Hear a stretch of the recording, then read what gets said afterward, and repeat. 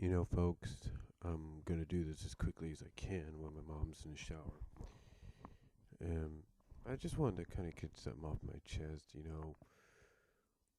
Um, a lot of people, when it comes to this whole Ken Penders situation with Archie Comics, um, they kind of, they blame Ken for what he's done and for causing a lot of this to take place, and then on the other hand, you have them blaming Archie as well,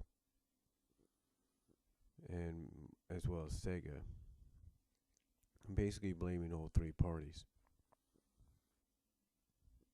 Now, some would say you can't really blame Ken Penders for wanting to get at least some money and some royalties, if you will, out of his characters and stories being used and reused by Archie and Sega. No one can blame him for that. And no one can blame him for saying, "Hey, you can use my characters, but there's certain conditions." And some might say that that's kind of retarded. That's kind of stupid. That we have to, you know, we have to attune, or we have to agree to stipulations that really don't need to be made. And some would say, well, Archie should just agree to them. It's no big deal, right? You know, some would say before Ken Penders went off the deep end, he did some decent stories. He did the classic Endgame story. He created this character. He created this background. He created this story. He created that backstory and stuff like that.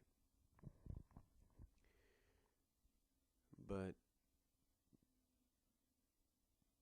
despite the good that he's done, and then after he left, some of the bad, um, there's all three parties will always, despite the fact that the blame's getting put more on him, especially for the stipulations he's added for the usage of his characters. All three parties, do share blame, if you will. Sega shares the blame for having Archie continuously keep this thing going in court instead of letting them settle like they originally were going to. And that is now, and that it was until a judge says, enough is enough. You guys are going to settle, despite what others might say. So, people could put the blame on Sega for that and its additional mandates. People could put the blame on Archie for not having the guts to stand up and say, "Hey, look, we got this already pat," and telling people like Sega, "Hey, look, we already got this down and settled. Let us handle this." All three parties take the blame. Now,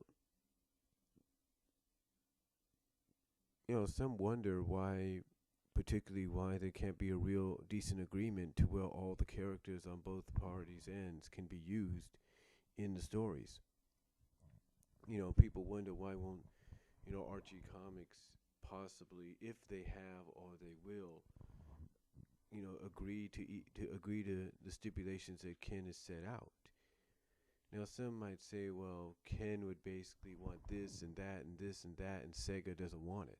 You see, Archie Comics, they're stuck in the middle. Whether we like them or not, they're stuck in the middle. You have Sega pulling on one end, telling them not to do this, and you have Ken saying, "Hey, look, if you want to use my characters, do this." And Archie, as much as they would like to probably bring the characters back, are getting pulled in the direction more so by Sega because Sega is licensing them the title, and as Ian Flynn, I guess, put it in some ways, if they didn't do what they did with Worlds Collide, if they didn't do what they're doing with Countdown to Chaos, we wouldn't have the characters anymore.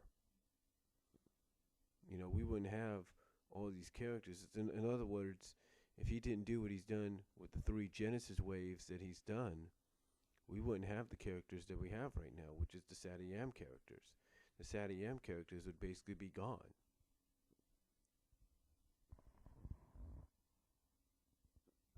So you have again, you have Archie being pulled in two different directions, more so in the direction of Sega because they're the ones that license out the title to them, and were kind enough, I guess you can say kind enough or smart enough to say, okay, if you redesign the characters to look like they came from the games, yeah, you can keep them in there.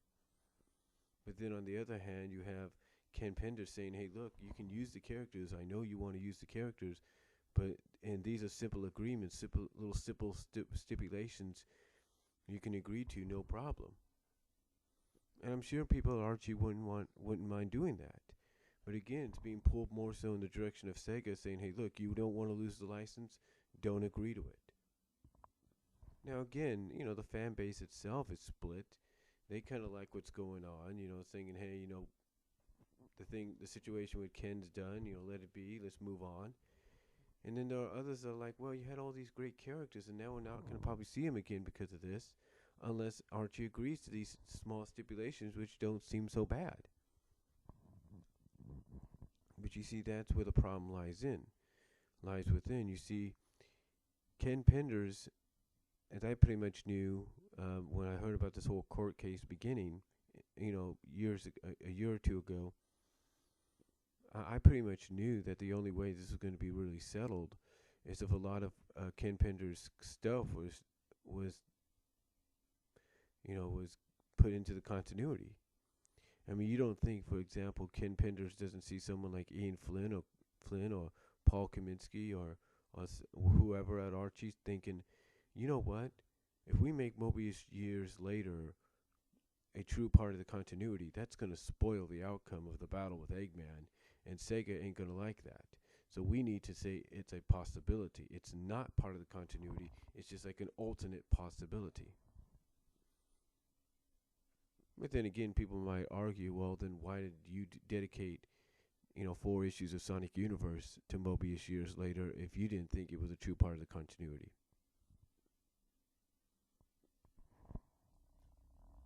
And again, that's where the problem lies within. That's where that being pulled more in the Sega direction, is causing some conflict with Archie.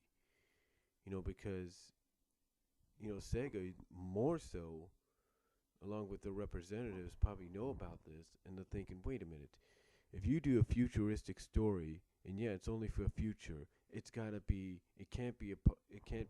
the true part of the continuity. It's just got to be like an alternate part. In other words, a what if kind of scenario, not a straight up, this is what's going to happen in the future kind of deal.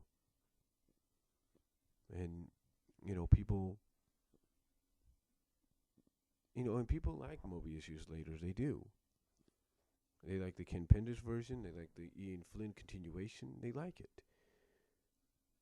But that's one of the reasons why. But right now, the reason we don't have the characters, not saying we ever will, is due to the fact that